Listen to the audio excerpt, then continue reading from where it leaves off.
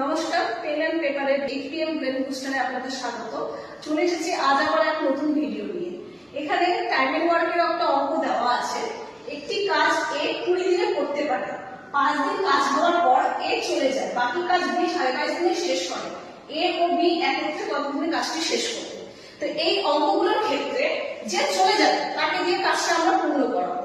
মানে সাপোজ আমি ধরলাম এ 20 দিনে কাজটা করছে, এবার 5 দিন পর এ চলে গেল। যদি এ না যেত তাহলে কাজটা কত দিনে শেষ হতো? আমার 15 দিনে শেষ হতো। কিন্তু বি সেটা শেষ করেছে আমার কত? 22.5 দিনে।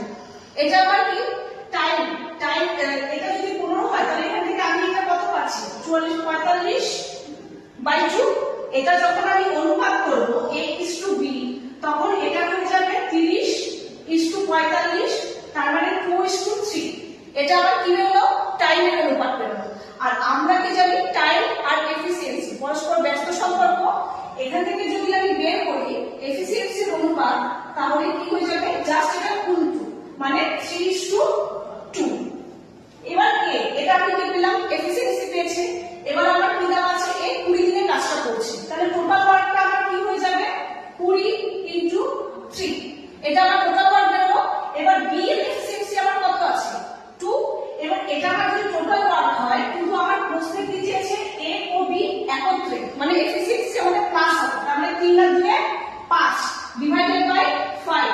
5 দিয়ে কাটলে 4, 3 × 4 12 দিন হয়ে গেল আমার টোটাল অ্যানসার। তো সেম একটা অঙ্ক এখানে আমি তোমাদের জন্য দিলাম হোমওয়ার্ক।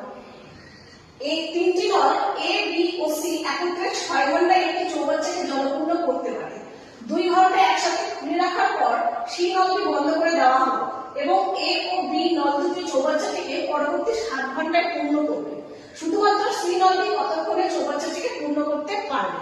এর উত্তর কি হবে তোমরা কমেন্টে অবশ্যই জানাবে। আজকে এখানে